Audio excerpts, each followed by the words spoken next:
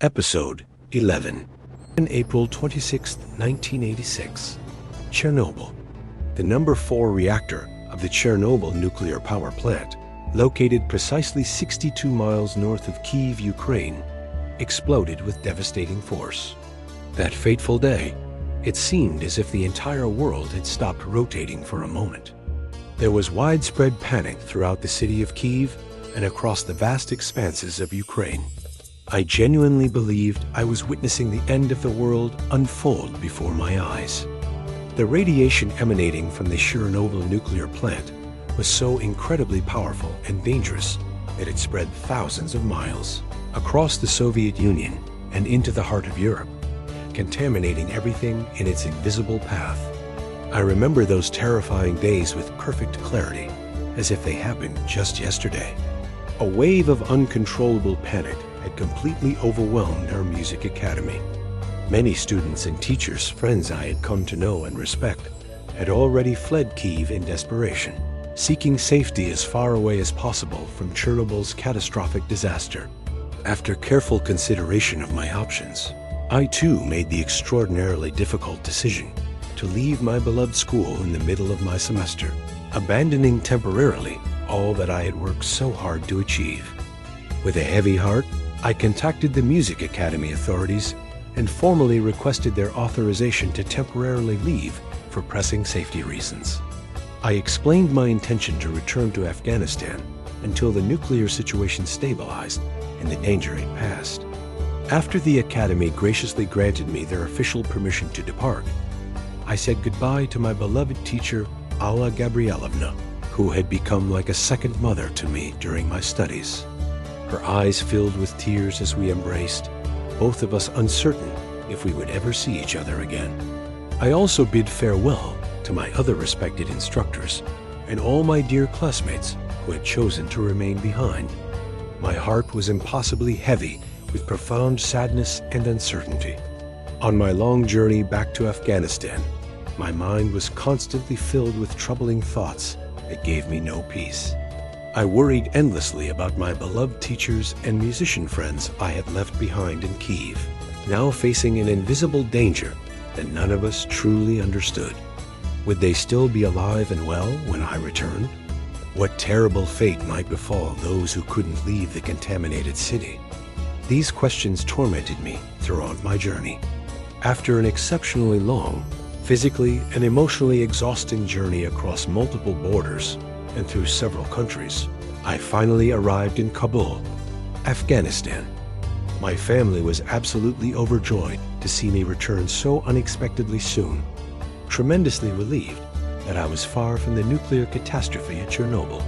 They welcomed me back home with wide open arms and tears of happiness. I remember with perfect clarity that during those turbulent days Afghanistan was deeply embroiled in its own devastating war, fighting against its own people, the well-armed Mujahideen, the emerging Taliban, and various other powerful warlords who controlled significant territories. Kabul was no longer the safe, peaceful city it had once been during my childhood. The cruel irony was not lost on me. I had fled Ukraine seeking safety in my beloved Afghanistan, only to find that my homeland wasn't truly safe either.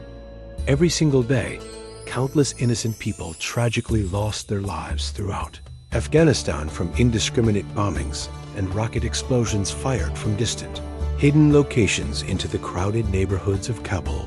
A few days after my arrival, after taking some time to reconnect with my family and adjust to being home again, I made an important decision to use this unexpected opportunity of being in Kabul to continue making meaningful contributions to my country's cultural life.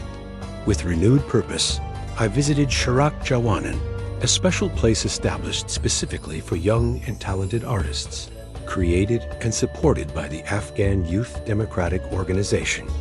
That memorable day, after finally locating Sharak Jawanan, after asking many people for directions, I was warmly and enthusiastically welcomed by everyone present, particularly by the talented members of the great modern and widely respected musical ensemble Gul Sirk, which means red flower in our language. Amir Jan Saburi was the experienced and well-connected band manager. After warmly welcoming me with traditional Afghan hospitality and introducing me to Farid Rastigar, the talented musician, and all the other accomplished musicians in the ensemble, he looked at me with genuine admiration and said words I will never forget. "Wahid, we all know you very well. We watched with great interest your fantastic groundbreaking program on Afghan national television. You have single-handedly revolutionized our musical culture in Afghanistan.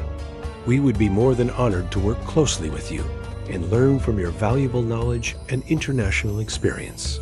A few days later, feeling inspired and appreciated, I began enthusiastically practicing and methodically preparing a comprehensive musical repertoire that would showcase both traditional Afghan music and the international styles I had learned in Kyiv.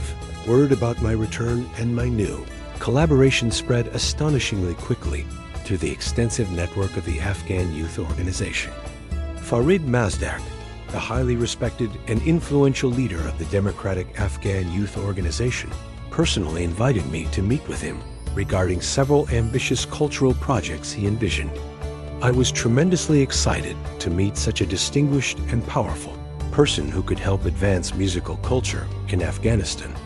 The moment I was introduced to him, I was immediately impressed by his commanding character and intellectual personality.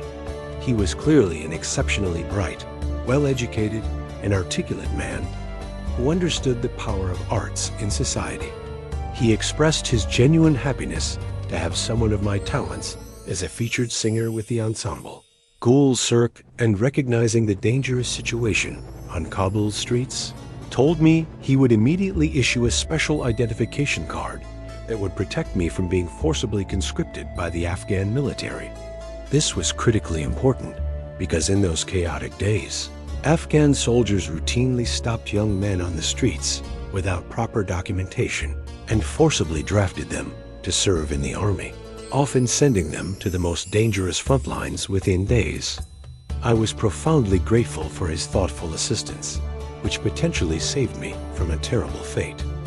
That same momentous day, Farid Mazdak introduced me to an influential Soviet Union political advisor named Mr. Ribrik, who was serving as a liaison between Soviet cultural initiatives and Afghan artistic groups. I confidently began speaking to Mr. Ribrik in fluent Russian, which surprised him greatly, as few Afghans mastered the language so completely.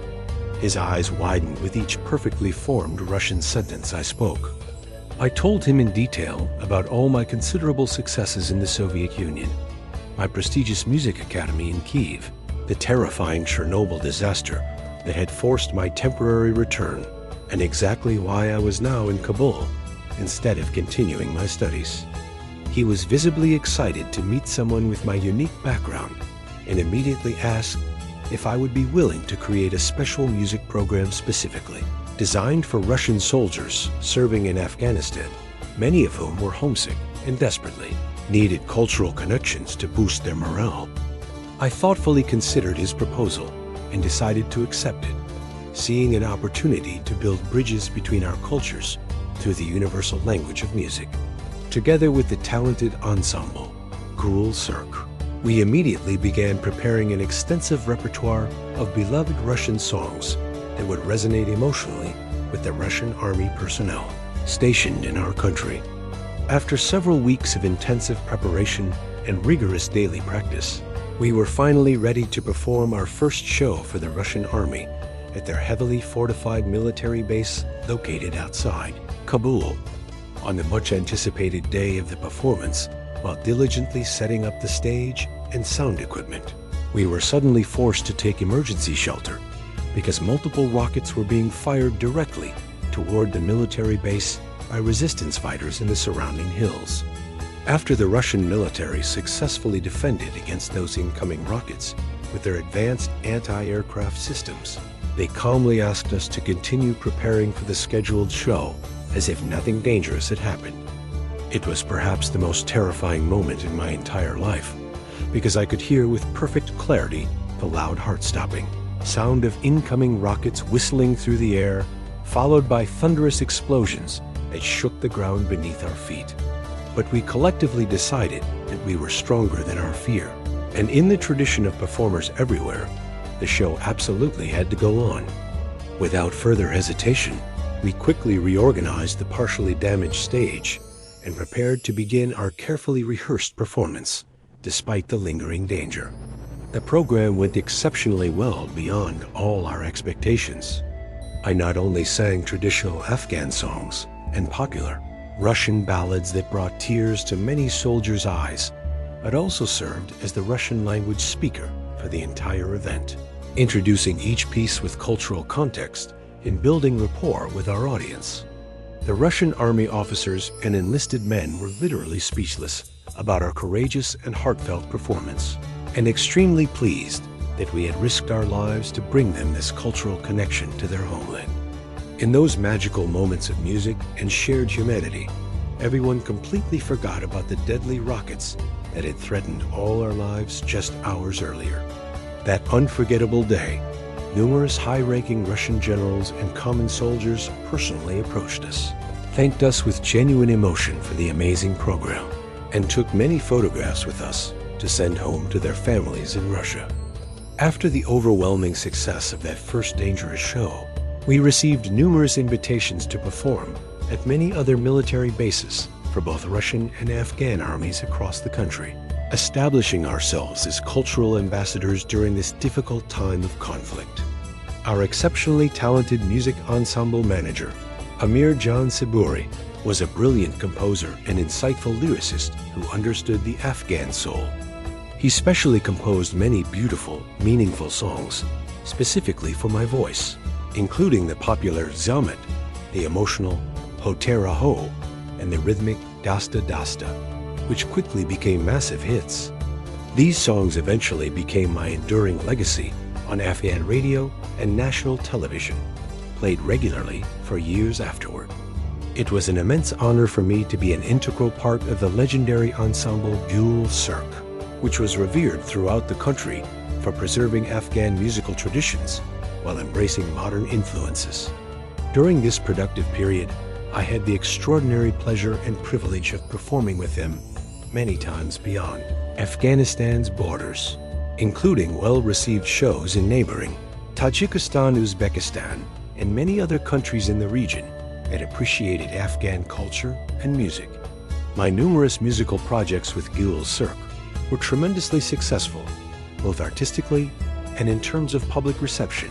But despite this professional fulfillment, something deeply troubled me constantly in the back of my mind: the horrific Chernobyl disaster and its long-term effects on the innocent people of Kyiv, where I had been happily studying music before the catastrophe.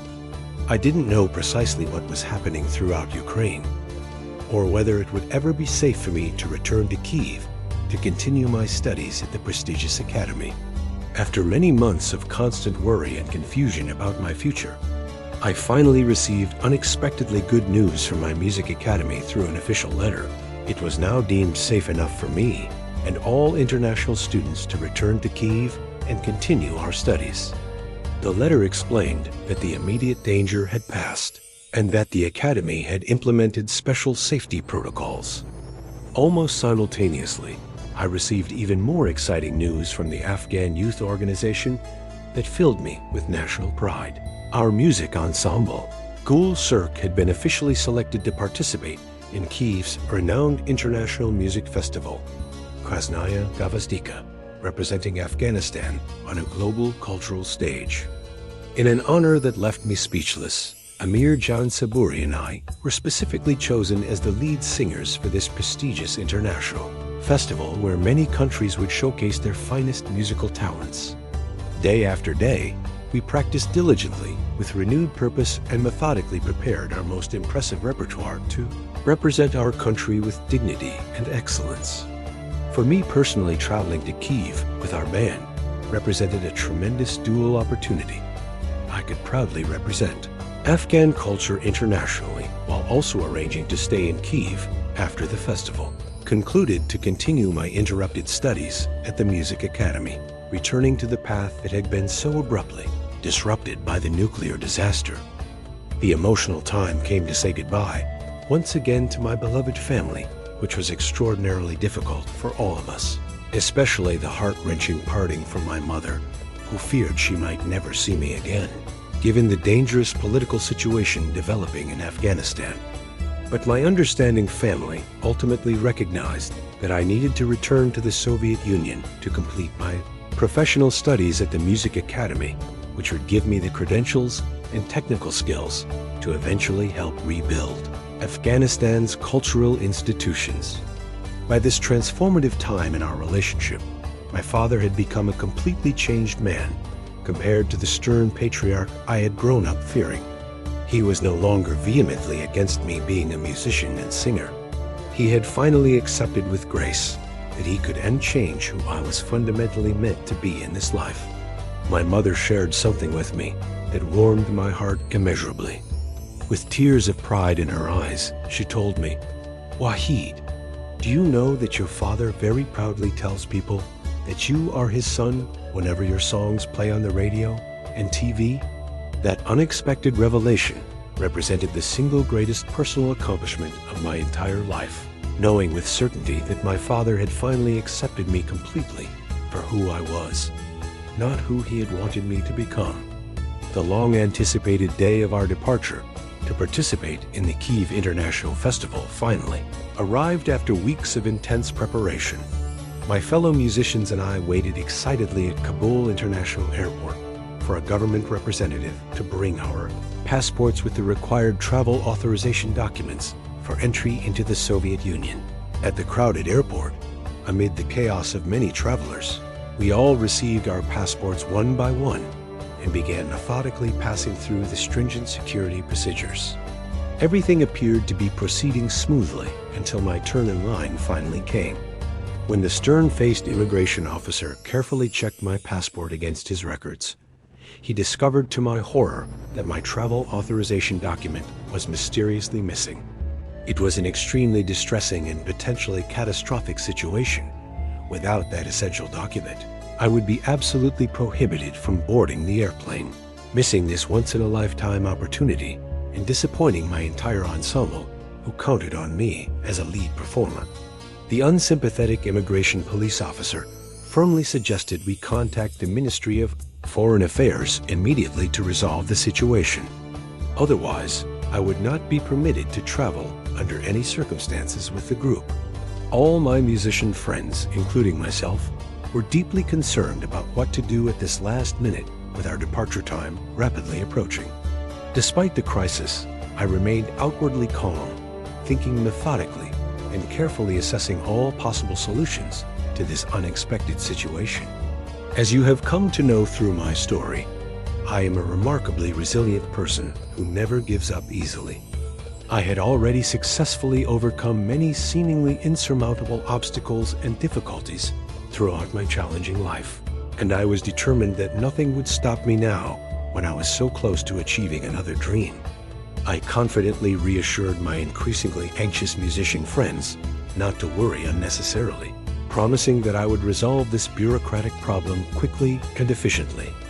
Without wasting another precious minute, I decisively made my way to the exit, determined to go directly to the Ministry of Foreign Affairs of Afghanistan to personally sort out this potentially devastating situation. I hurriedly left the airport terminal and quickly found a taxi, urgently asking the driver to take me to the ministry, building as quickly as humanly possible through Kabul's congested streets. I explained my urgent situation with the missing travel documents and emphasized the critical importance of speed to avoid missing my international flight, which would not wait for a single passenger, even one as important to the cultural delegation as myself. As fate would have it, the taxi driver was a young man who immediately recognized me from my frequent performances on Afghan TV. His eyes widened with surprise and excitement as he realized who his passenger was. He enthusiastically told me he was a devoted fan of my music and could hardly believe that I was actually sitting in his humble taxi as a customer. With newfound motivation to help his musical hero, he sincerely promised to do his absolute best to get me to the ministry and back to the airport as promptly as possible, using all his knowledge of Kabul's back streets and shortcuts. We soon arrived at the imposing ministry building without any delay, Thanks to the driver's exceptional knowledge of the city's complicated street system, I was extremely anxious about finding exactly the right person who was authorized to issue these critical travel authorizations among the building as many identical offices. At the main entrance, I hurriedly explained my urgent situation to the receptionist, emphasizing the international importance of the cultural mission I was part of. Recognizing both the urgency and the cultural significance, she kindly directed me precisely where to go, giving me detailed instructions to navigate the labyrinthine building. Following her directions exactly, I quickly found the correct office on the first floor of the sprawling government building, knocked respectfully but firmly on the heavy wooden door, and entered when invited to do so. A distinguished-looking gentleman behind a large, ornate desk looked up from his paperwork, immediately recognized me, smiled warmly, and said with genuine regret in his voice, "Wahid Omid, our national music legend. I'm so terribly sorry for all the unnecessary inconvenience this has caused you and your ensemble. The junior official who is responsible for preparing all your music band as travel documents inexplicably forgot to include your specific authorization document when the package was delivered to the airport. Your important document has been sitting here on my desk awaiting delivery all morning. Please give me your passport immediately, and I'll officially attach the authorization for you right now." Feeling immense relief wash over me, I gratefully handed him my passport. I was profoundly thankful to obtain the essential document that would allow me to represent my country internationally. I sincerely thanked him for his assistance and hurried out of the office to avoid missing my rapidly approaching flight. In my understandable haste that stressful day, I unfortunately forgot to retrieve the special identification card that had been issued to me by the Afghan Youth Organization, which I had shown at the ministry entrance. This was the important card that protected me from being detained by the Afghan military for forced conscription. It remained at the security desk, but there was absolutely no time to go back for it now. The dedicated taxi driver was patiently waiting for me outside, as promised, visibly concerned about whether my mission had been successful. After I enthusiastically told him that everything was now perfectly fine and that I had secured my essential authorization papers, he was genuinely delighted for me, and we immediately rushed back to the airport through increasingly crowded streets, the driver using his horn liberally to clear our path. During that tense ride back to the airport, I couldn't help but feel as though some unknown person or force had deliberately tried to prevent me from participating in the prestigious music festival, as it seemed suspiciously strange that I alone had unperceived my travel authorization at the same time as everyone else in our cultural delegation. Nevertheless, through persistence and quick thinking, I managed to arrive back at the airport just in time for the final boarding call. All my worried musician colleagues were overjoyed to see me running toward the gate, passport in hand, authorization secured. They had been waiting anxiously, delaying the boarding process as long as possible in hopes of my return. Once again, for what felt like the 100th time in my eventful life, I found myself looking through an airplane's small oval window as we took off, feeling a complex mixture of sadness about leaving my family and beloved troubled country behind, yet tremendous excitement about the new musical adventure that awaited me back in Kyiv, both the international festival that would bring Afghan music to the world stage and my continued education at the prestigious academy that would shape my future as an artist.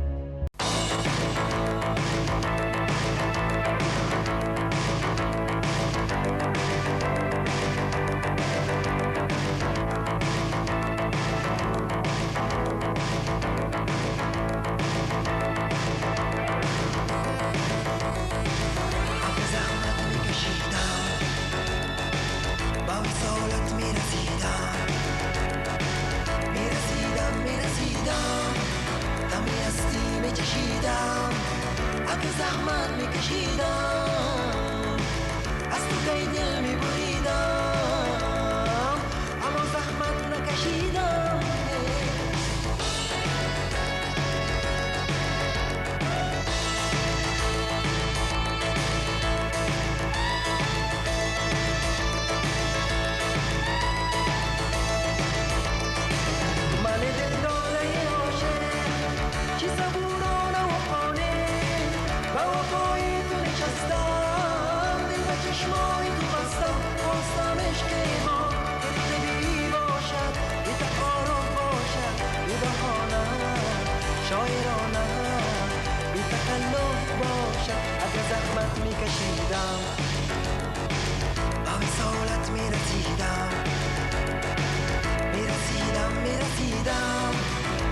هستی میکشیدم، اگه زحمت میکشیدم، از تو پی دل میبریدم،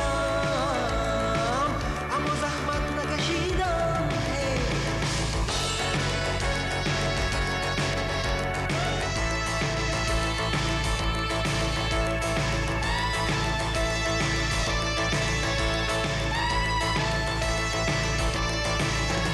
اگر عاشق نمیشم یاد عاشق شدم، من سر به این را میگذارم، در زحمت میسپارم. تا تو با هم باشیم، تا دستم باشیم، تا محبت باشد، تا محبت در دل ما بی نهایت باشد. اگه زحمت میکشیدم، با سالت میرسیدم،